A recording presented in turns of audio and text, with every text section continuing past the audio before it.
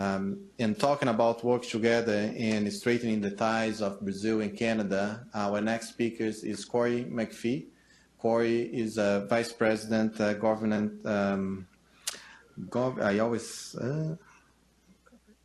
Corporate Affairs. What do you work on? He's a Vice President, very important guy at Vale. That's all you need to know. And Cory, we also have the pleasure of having Cory in our board of the Brazil-Canada Chamber of Commerce. And Cory is going to talk a little bit about the successful history of Vale operating here in Canada. Cory, the point is yours. Thank you so much.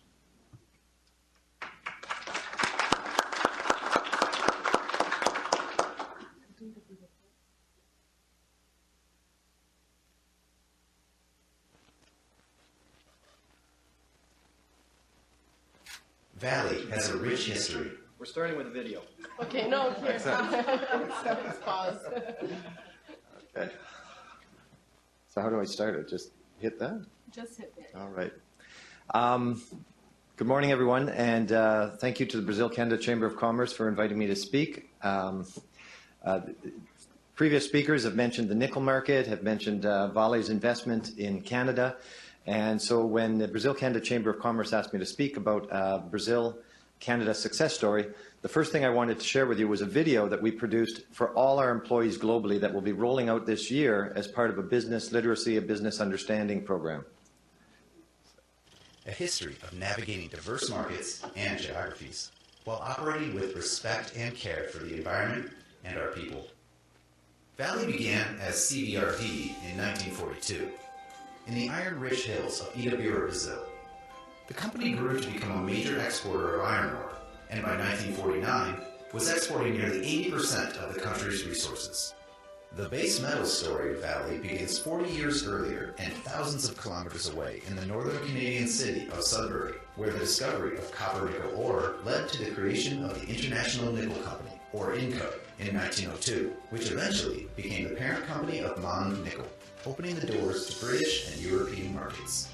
Following the Second World War, both companies continued to expand across the globe, CVRD making appearances in Germany, Japan, and China, while INCO expanded its Canadian operations and established roots in Indonesia and the South Pacific. Shortly after the turn of the century, both organizations experienced a period of steady growth, coming together to form the Vale we know today with the acquisition of INCO by CVRD in 2006. The amazing part is that 100 years ago, no one would have predicted that the discovery of nickel in Sudbury and the mining of iron ore in Brazil would set in motion the events that brought us all together today. Today, Vale is present on 5 continents. Our base metals business is the #1 nickel producer in the world and a leading producer of copper, cobalt, and precious metals. And as a result of high-quality products and years of experience, Vale has earned distinction as a premium brand in the industry. Today, we are well established in the communities we're a part of. As an employer, a steward of the environment, and a supporter of organizations and programs that improve the lives and well-being of our neighbors. Vale is part of a global community as well, operating in many different jurisdictions with the same commitment to creating value, promoting prosperity, and minimizing our environmental impact. Air quality, water, and land reclamation are priorities for us. In the base metals business of Vale, we aim to enhance our role as a leader in the industry, with strategic focus on nickel and copper production. And through it all, of course, we will continue to demonstrate an unwavering commitment to the health and safety of our people and a relentless pursuit of zero harm. With a proud and dedicated team, Vale embarks on a journey to become the #1 natural resources company in the world by continuing to transform natural resources into prosperity and sustainable development. And each step of the way, we are guided by our values. Life matters most, prize our planet, do what is right, value our people, improve together, and make it happen.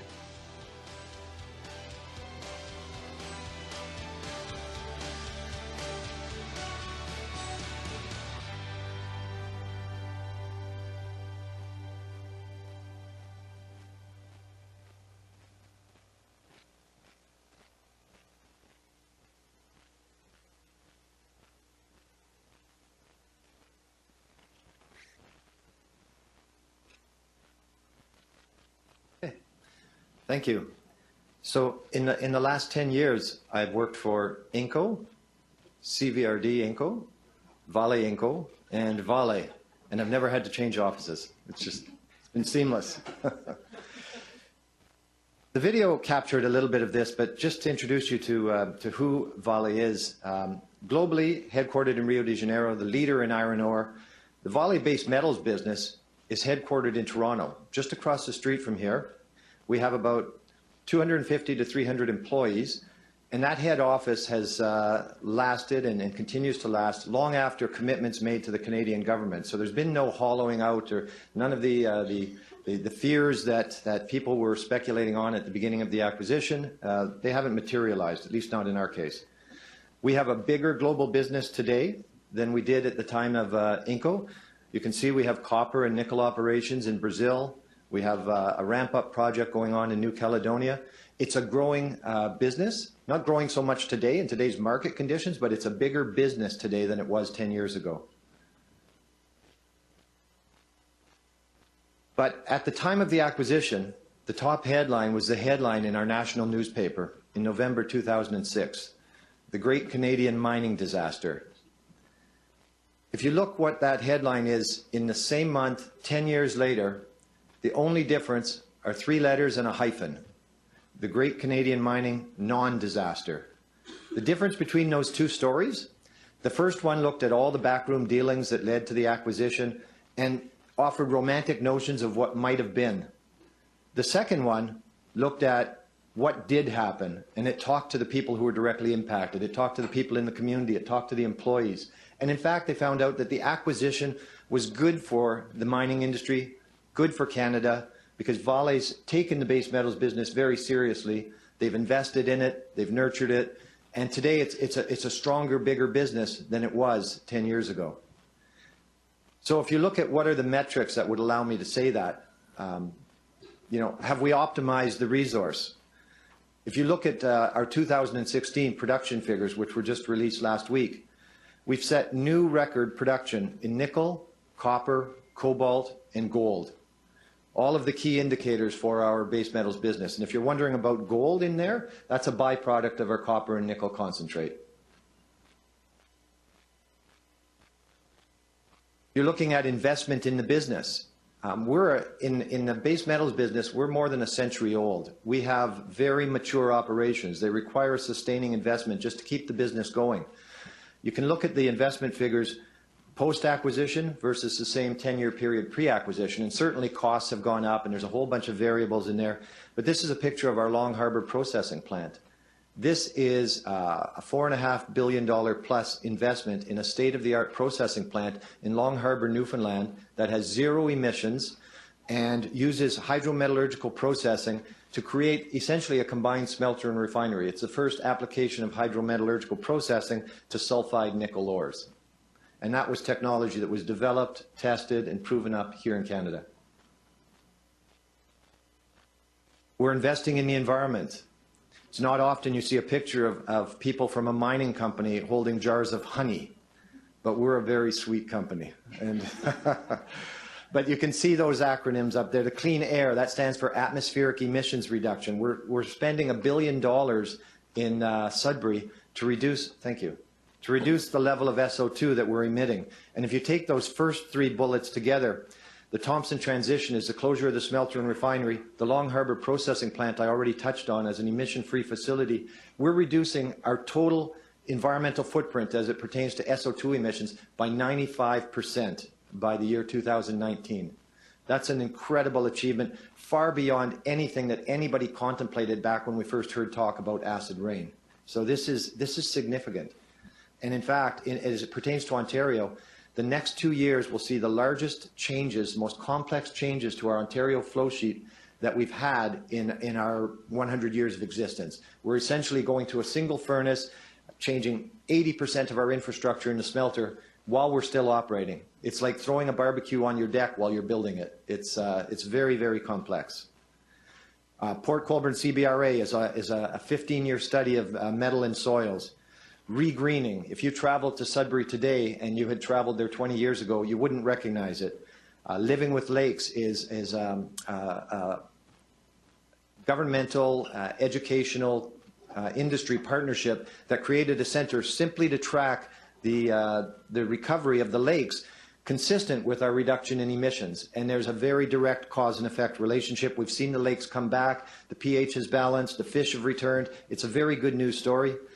And the bees and the fish, there's a bee shortage. We have a large fields of regreened areas where we've planted milkweed, we're raising bees, we're selling the honey, we're raising trees underground, we're raising fish that we're using to stock lakes, we're replanting the trees on the reclaimed lands. It's a total holistic approach to environmental reclamation. We care for our people. Vale has a number of values, as you saw in the video, and preeminent among those is the value life matters most. It goes without saying, it's common sense, but in an industry where there are risks, how we manage those risks is critical to what we do every day. No topic is discussed more in our workplace than safety. What you see here at the bottom is the team from Thompson, Manitoba that won the Regional Ryan Trophy Award for having the safest mine in their jurisdiction. Up top you see Home Safe. It's a new program developed in Ontario that essentially tries to bring people back to the crystal clear conclusion, why do we want to work safely? And it's to go home safely. And so we have pictures on the desk in a Home Safe frame of their kids, of their spouse. It's something that just reminds us all why this is so critically important. And from a business perspective, it's been proven that a safer business is a more productive business, is a more profitable and prosperous business. We care for our communities. We operate across Canada in mature locations and other locations that are not as mature and very remote locations. What you see on the top, the Thompson Economic Diversification Working Group, we announced the closure of the smelter and refinery. This is a 60-year-old operating site. It doesn't produce enough volume now to fill our processing facilities because the ore that was going to Thompson from Voisey's Bay is now being diverted to Long Harbour. And it didn't justify the expense to bring it up to speed for new environmental regulations because we couldn't build an acid plant and ship it to market. It's simply just too far away. So we announced the closure 5 years early. We brought the province, the municipality, the Aboriginal communities all to a common table and developed the TEDWIG process.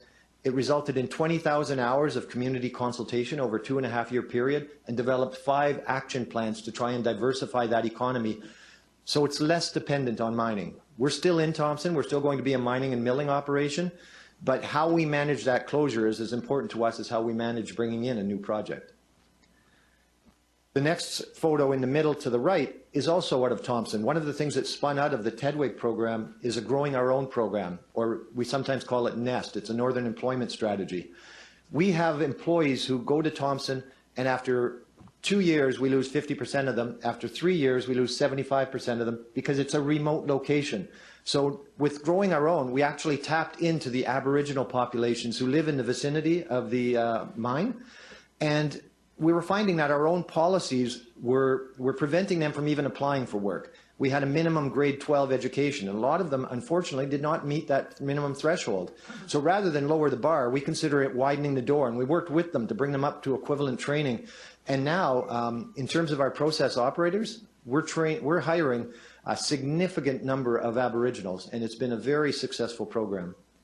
And at the Voisey's Bay mine, it's kind of the gold standard in Canada because we have more than 50% of our workforce who are Inuit and Innu. They're our only neighbors. It's on the coast of Labrador, a very rugged environment. And more than 80% of our contracts at the mine are let to Aboriginal owned or operated businesses.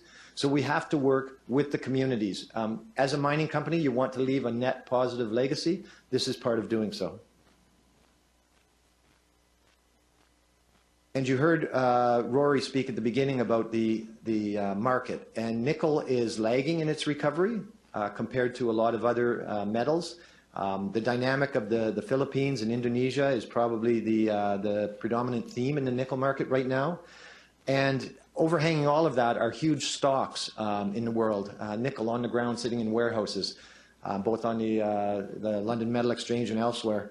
So we think that the recovery we anticipated is going to be slower than we were hoping for. And the reason I mention that is because when you talk about is foreign direct investment good or bad, the market is the equalizer. If this events of 2006 had never occurred and it was Inco as opposed to Vale, they would still be dealing with today's nickel market situation. They would still be dealing with all of the business challenges that we had. So, you know, if a company has to make tough financial decisions in order to adapt to the market, it's not because they're located in Brazil or located in Canada or located in India or anywhere else. It's part of being a good steward of the business. I believe that Brazil knows mining. I believe that Canadians know mining. And what I've found in this marriage of Brazil and Canada is that we've learned from each other. It hasn't been an imposition. The first thing we did was reach out to each other and on a sharing basis, a knowledge sharing process, and it's been a very good experience. And I would say that I would classify it as ultimately very much a success story. Thank you.